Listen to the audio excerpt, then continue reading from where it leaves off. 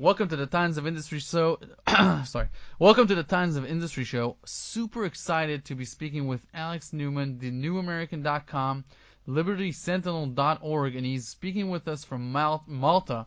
This is going to be a phenomenal interview since Alex is an investigative journalist and he's been on the road forever, checking out important regions and covering them for the magazine. If you haven't heard of this guy before, you definitely will going forward.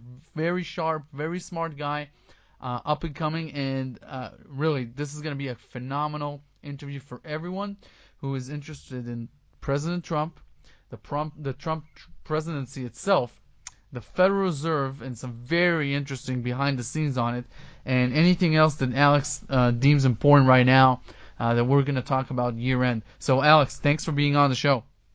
Hey, thank you so much for having me. It's a pleasure to be with you. Alex, I know you did months of research on President Trump, his history, his background, family background, all the good stuff. Do you think that a life as a Manhattan real estate developer prepared him enough for the office of presidency? Are you afraid of his fascination with the use of debt and his multiple declarations of bankruptcy? And can you share with people who don't know his full story a little bit about President Trump and the pros and cons, everything like that? I'm not American myself, obviously not voting, and I'm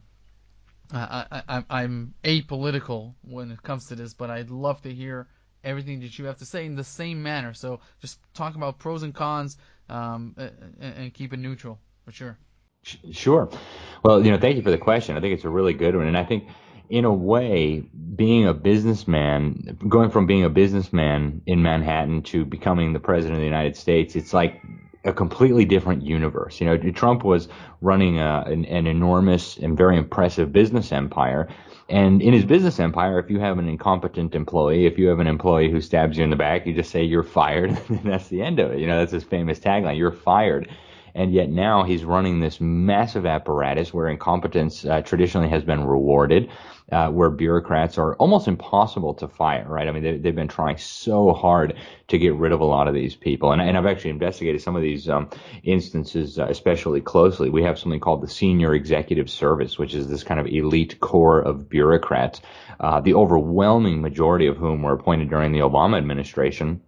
And some of them have job titles that the Trump administration wants to eliminate, right? President Trump ran on a platform of man-made global warming theory or hypothesis is a hoax, right? It's a hoax to destroy America and enslave us, take our freedom, and send all our manufacturing to China. And so when he got in, he wanted to get rid of some of these, overpaid bureaucrats who specialize in global warming. So there's one in the Department of Interior, for example, a member of this Senior Executive Service, and they couldn't get rid of him because of these civil service laws. And it is totally different from a business. You have a useless employee who doesn't do anything or who worse, harms your enterprise. You get rid of them immediately, and he couldn't do it, right? And so this employee went crying to the Washington Post. So this is a totally new world for Trump, right? This is a world where his employees, the people who supposedly report to him, can stab him in the back, can drag their feet, can refuse to implement his agenda, his instructions, his policies, almost without repercussions, right? And so this is a completely new world for him, and I think it's very frustrating for him. Now, as to the question about debt, and I think this is a tremendous question, and I've been very concerned about this from the start, a lot of people during the Trump campaign said, well, he's just a liar. He's just a TV personality. He's just saying what people want him to say to get elected, talking about how globalism is evil and we need to protect American sovereignty and the United Nations is not a friend of America or a friend of Israel or a friend of freedom. And, people say, oh, he's just saying that to get elected because that's what people want to hear. Well, it turns out that I knew several people close to him who were, at the upper levels of his campaign. I've since had a number of interviews with people very close to him, including his chief advisor, for going back decades, Roger Stone, actually the guy who first convinced him he ought to run for president. And I'm now convinced that Trump is the real deal. He really does believe in most of what he says, right? This idea that we ought to reject the ideology of globalism, the idea that we ought to put America first, the idea that we ought to, he's even talked publicly about how great a gold standard would be. So I think, Trump is unconventional in so many ways. But when it gets to this debt issue, you mentioned that he's had some problems with debt in the past, at least as far as his companies go. And I think it's a totally different world, and I think Trump needs to understand that. When you're in business, if you're borrowing money for an enterprise and you expect that enterprise to become profitable at some point, you can repay your investors, you can repay your creditors, and still make a profit. That's great. But that's a totally different thing than what we're facing with the federal government. We now have a government that is more indebted than any entity in all of human history, right? The U.S. government, technically, they're like $21 trillion in debt, racking up debt faster than you can imagine. If you look at the real books, we're looking at something like $100 trillion to $200 trillion in unfunded liabilities. This is not only unsustainable, this is preposterous. This is impossible to pay back. And, Trump indicated that he understood that, and he gives hints here and there that, we need to stop this. But unfortunately, as president, instead of vetoing these massive budgets, right, the Republican Congress, despite all the talk on the campaign trail, ended up busting the budget again, right? They passed budgets bigger than the Democrats did when they had Congress and when Obama was in the White House. And so I would like to see Trump take this very, very seriously. He is pretty serious about a lot of things having to do with our national security, China, for example. But when it comes to this national debt, I think this is one of the biggest threats to our national security. And I don't think he's taking it seriously enough. And it may be in part because of his background in business, where debt was not a big deal and you just declare bankruptcy. What would happen if the U.S. government declared bankruptcy? And we may be heading that way, or they may default by, printing currency wildly. People don't like to think about that. U.S. treasuries are supposed to be the safest asset anywhere, and, nobody would dare question the safety of a U.S. Treasury note. Well, I'll question that safety of a U.S. Treasury note, and I'm not sure that Trump fully comprehends the danger that we're in. I know some of his advisors do, but I would like to see him pay more attention to this. He did indicate that in the next 2 years he is going to be making a bigger effort to rein in the debt, to rein in the deficit spending. But, the problem is now so massive that it could devour the whole country. And so, it's a, long answer to a great question. But I think, his background in business has been both a plus and a minus. And it'll be interesting to see, I think he's starting to get used to it now, finally, after 2 years in the hot seat. So we'll see how the next 2 years goes. Yeah, and let me ask you something. Let's ask you about this. Do you think he will get reelected, and why are you saying how do you justify what your opinion is on this?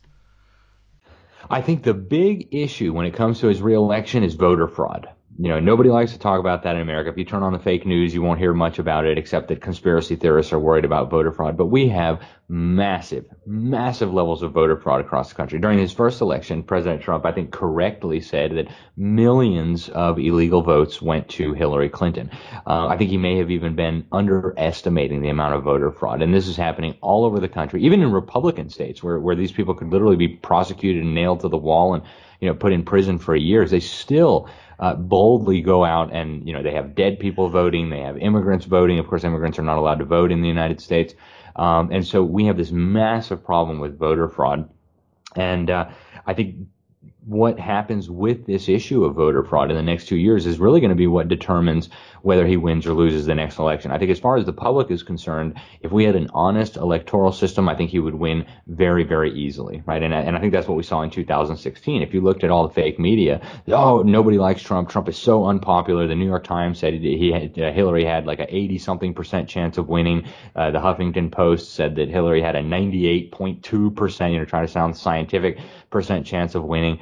And then, of course, Trump beat her in a landslide, right? In the Electoral College, the numbers were just massive for Trump. So he dominated. And I think there was huge election fraud. I think Trump, again, underestimated when he said that millions of people or millions of illegal votes were cast for Hillary Clinton. And I think that's why they were so confident. We have a Project Veritas. I don't know if you've heard of them, but it's really one of the last few investigative journalistic efforts we have in the United States. They do undercover investigations and videos. And they have people on video bragging about how they win elections using voter fraud. The amount of, and now we have, issues with the election machines, the electronic voter machines. We have Democrat counties finding as many ballots as necessary to get their candidates elected. We have them, absolutely just making stuff up against candidates that they don't like. We saw that recently, I think, with Justice Kavanaugh. We saw that before with in a special election in Alabama to replace the senator there between a very conservative constitutionalist candidate versus a far left pro-abortion, pro-huge government Democrat. And they just made up crazy allegations. And now all the truth is coming out, but it was too late. So I think the real determining factor in the 2020 election is going to be, can they get a handle on the voting fraud, and can we ensure an honest election? If we can, I think Trump will win without any problem at all. If we cannot, I think it's up in the air. Interesting. So we're under the impression that a China deal announcement will come out of the G20 meetings in Argentina and release some of the tension, release some of the steam that's been built up for a year now regarding the trade deals, or the trade wars, I should say. Investors, this is on the very top priority of worries for investors, right along with rising interest rates. We believe that these will spark a stock market rally going forward. Do you think he's holding a rabbit in his sleeve with regards to a China deal announcement that sort of puts a lid on all of these worries? I don't know. My understanding, based on people who are close to President Trump, including, one of his main advisors on these issues, Mr. Navarro, who did the documentary Death by China, my understanding is that people in the Trump administration understand that, and I think Trump has articulated this very clearly. What we have here is a rigged global trading system where American productive capacity, American technology, American innovation, research and development that American companies have spent billions of dollars developing, all of this has been systematically shifted over to China very deliberately, right? Through the efforts of international organizations like the World Trade Organization, through the efforts of policymakers in Washington, D.C. And I think there are people in the Trump administration who understand this very, very well and who want to stop it.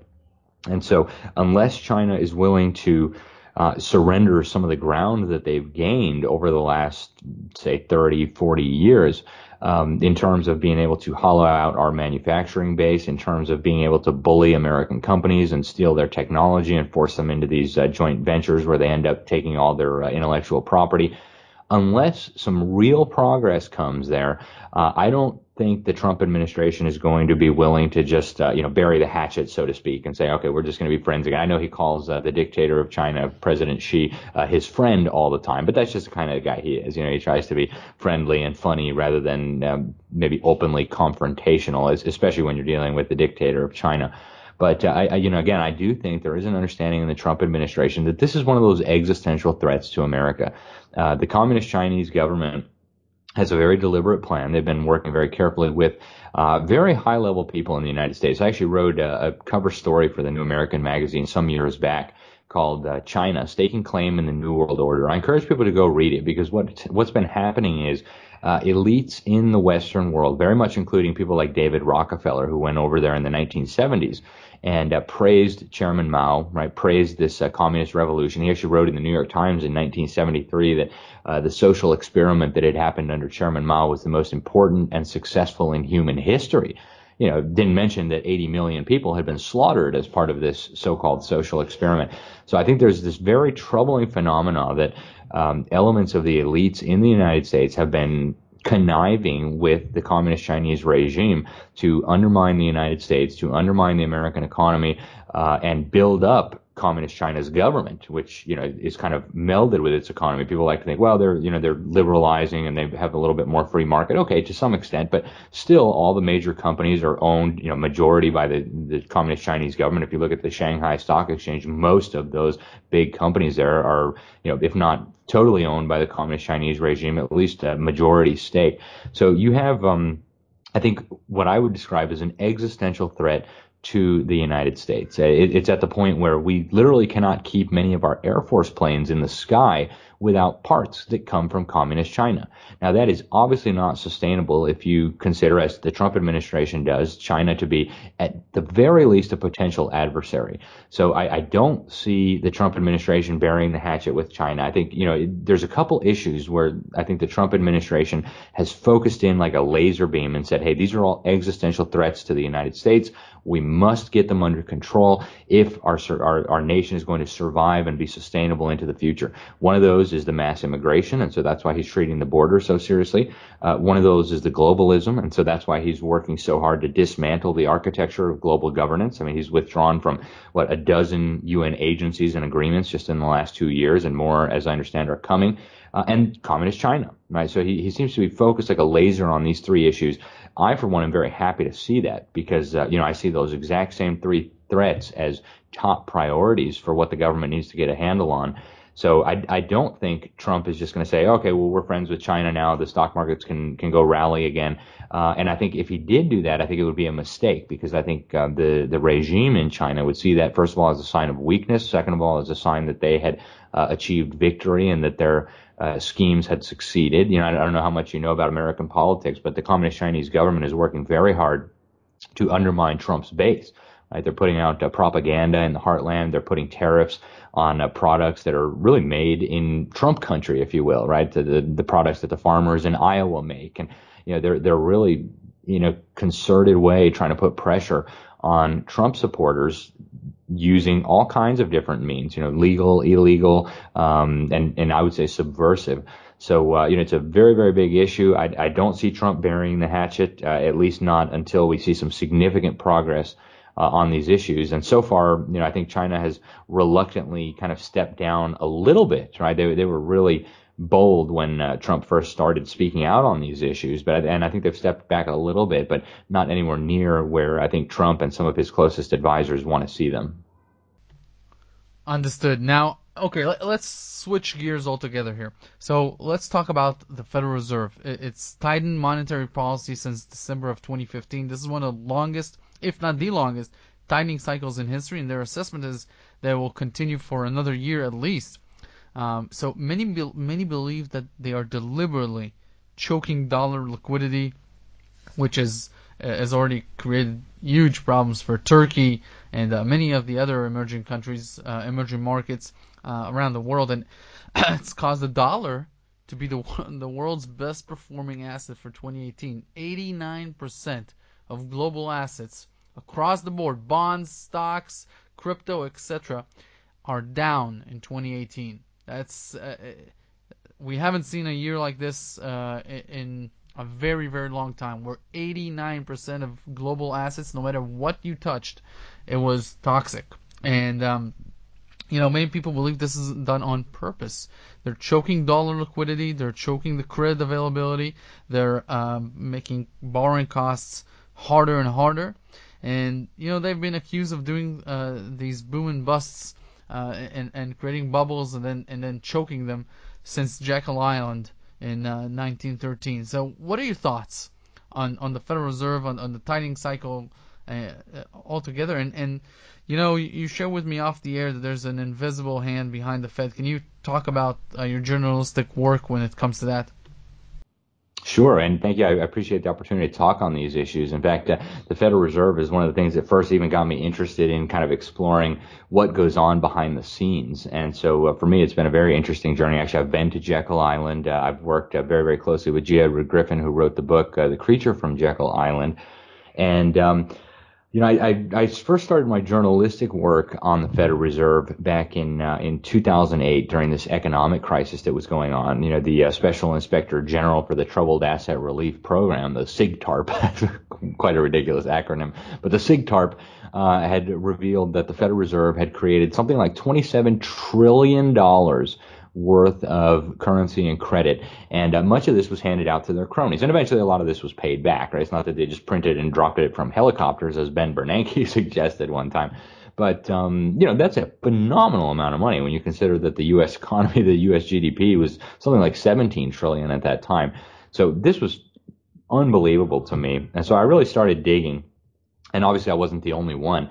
And so I was kind of tracking some lawsuits that were going on, and Bloomberg, the media company owned by Michael Bloomberg, the guy with the same name, they had filed a lawsuit against the New York Federal Reserve Bank to figure out what was going on with all these bailout programs and the secret bailouts and all the rest of it. And I came across a court filing that just blew my mind. I mean, the Bloomberg sued them under the Freedom of Information Act, trying to get access to documents. And the Federal Reserve Bank of New York responded with an incredible brief. They basically said, we are not a government agency. So, these FOIA laws, these don't apply to us. We're a private corporation. We have private shareholders, right? We're owned by our member banks here in our region. And we have, our private shareholders get dividends and they elect our board and they choose our president. And, that's how this works. So we're not a government agency. We're not subject to these FOIA regulations and document disclosure mandates. So for me, that was, huge because I had read that, I had heard that, but to see it on paper, to see the Federal Reserve making this exact same argument to defy federal laws on, public transparency, to me was huge. So I ended up calling the Atlanta Federal Reserve Bank and I say, hey, who owns you guys, right? So I had a very interesting discussion with the guy. Same thing. Hey, we're owned by, the banks in our local region here and we pay them dividends. And, it's not like a freely traded share, right? I mean, these banks couldn't just go out and sell it on the market to whoever, willy-nilly sells shares in the regional Federal Reserve Bank. But it's a very interesting system. And technically, the Federal Reserve System is supposed to return all these profits that they're making to the Treasury. But there's so little transparency. We've never had a proper audit of the Federal Reserve. Even this so-called audit the Fed that they did manage to pass, it was totally watered down, was a sham, right? They didn't audit a lot of the most important books that the Federal Reserve keeps. So we really didn't learn much. I take that back. We learned a lot from the minimal audit that we had, right? We learned that they had been bailing out their friends and their cronies, that people sitting on these Federal Reserve Board boards, right? The New York Fed board and so on, that a lot of these people were their own banks were being bailed out with this new currency and credit that they were creating. So just corruption everywhere you look. And this wasn't even a real audit. So I've been extremely suspicious of the Federal Reserve. I mean, I regard the Federal Reserve almost as kind of an enemy within the gates, right? the Trojan horse operating within the gates. And, as far as creating the boom and bust cycle, I don't think every leader in the Fed. In fact, I know people who work high in the Federal Reserve and who have worked high in the Federal Reserve. They're decent people. They believe in freedom and the Constitution. But I think the system itself is essentially a massive scam. I believe it essentially pumps wealth from the lower class and from the middle class up to the elites. And I think that's one of the reasons why the financial sector has gotten so massive and so overinflated, despite doing so little actual work. It has completely distorted the economy. And when it comes to setting interest rates and things like this, you mentioned their recent rounds of tightening. And it's almost like a trick question because obviously interest rates are way too low. They've been way too low because we don't have the savings. I teach this to my economics students. I teach advanced economics to, I think, some of America's brightest high school seniors through the Freedom Project Academy. And I teach this to my economics students. The interest rates the price of borrowing money ought to be set in a free market where the supply of loanable funds, the amount of savings out there that people are willing to loan out, and the demand for loanable funds, people's demand for borrowing these loanable funds ought to be the determining factor in the establishment of prices. In this case, interest rates, which are incredibly important prices, right? This is an incredibly important signal that has reverberations all throughout the economy. And when you have an unelected board of central planners, which is really what the Federal Reserve System is, trying to tamper with this, we know central planning doesn't work in agriculture, right? We know central planning, would we allow an unelected board of central planners to control our grocery stores or our farming or our, any business, right? We saw how that worked in the Soviet Union. We can see it today in North Korea and Cuba, right? It doesn't work well. And yet with this crucial part of our economy. I mean, if you think of the money system as kind of like the lifeblood of the economy, we allow this to be in the hands of unelected central planners. So even if they had the best of intentions, and even if they really wanted to do the right thing, they couldn't, right? If you've read Ludwig von Mises, if you've read, the great Austrian economists, you know that central planning is going to be a failure even if you have angels trying to do it, because there's just not complete information. There's not complete knowledge. There's no way that these guys could do this even if they were trying to do a good job. Now, if you add to that nefarious motives, and I don't think there's any reason why we shouldn't based on all the evidence we have, you realize that we have an incredible problem here. And so your question is interesting. On the one hand, yes, obviously we ought to have higher interest rates. Nobody's saving any money, right? I mean, that's changed a little bit in recent years, but we have in the United States an incredibly low level of savings, and yet we have these incredibly low interest rates. What's going on here? This doesn't make any sense. The only reason this situation can exist is because the Federal Reserve, before the recent rounds of tightening, was flooding the market with currency and with credit, and this causes massive market distortions, right? It causes massive amounts of malinvestment. If the market interest rate would have been 5% and the Federal Reserve decides it ought to be 1%, and they create a whole bunch of new currency to drive it down to that. By the way, created currency as debt that needs to be repaid with interest that they never created. Another scam we can save for another day maybe. But when they manipulate the interest rate in this way, when there's no real savings to justify this low interest rate, what you get is all sorts of investment in projects that never would have been funded if the market had been allowed to function. So eventually this is all going to blow up. And, after the last economic crisis, people thought we improved, that we got, out of the crisis, that everything got better. Unfortunately, it didn't, right? They just papered over the crisis. And so I can see a future in which, thanks to the machinations of the Federal Reserve and the problems that are still baked into the cake from the last economic crisis that they never really dealt with, I can see a time in the perhaps not too distant future where the economy gets into some real dire straits. And you have as an added complicating factor the fact that the U.S. dollar is the world reserve currency, and there's significant, very serious efforts to undermine that at this point in time. So I think the financial situation with the U.S. dollar is, in my opinion, completely unsustainable. So it's a tough question to give a simple answer to, but I hope that at least helps kind of explain where I'm coming from on this issue. Definitely, and just so we're aware, the historical 10-year bond yielded between 5.5% and 6% over the past century. So we are at very low interest rates, but the pace of hikes is very fast. Usually it's much more tamed. So this is more of what I'm talking about. There is a need to raise interest rates, obviously, if we're on this system, and if not, then to let the free markets do it. But the pace is very fast right now. I want to ask you, Alex, just in closing, where can people check out more of your work, and are you on social media? Can you share with people what's going on? Yeah, awesome. Well, thank you so much for the opportunity. And I would say the first place to go is thenewamerican.com. I try to write as many articles there as possible, and that's where most of my work appears. I also write for a wide array of other publications when I have time and the inclination. If people want to find me on social media, I still have those, although I've been more and more thinking about leaving. But I'm at Facebook. It's at Alex J. Newman 86. And then I'm on Newman is Newman, and then I'm on Twitter at AlexNewman_JOU. And people can send me an email too. I usually put my email at the bottom of all my articles at the New American. So if people want to get a hold of me that way, they can do that. And then I read a lot about education as well. In addition to teaching economics, I also write extensively on education. I co-wrote a book on education called Crimes of the Educators with Samuel Blumenfeld.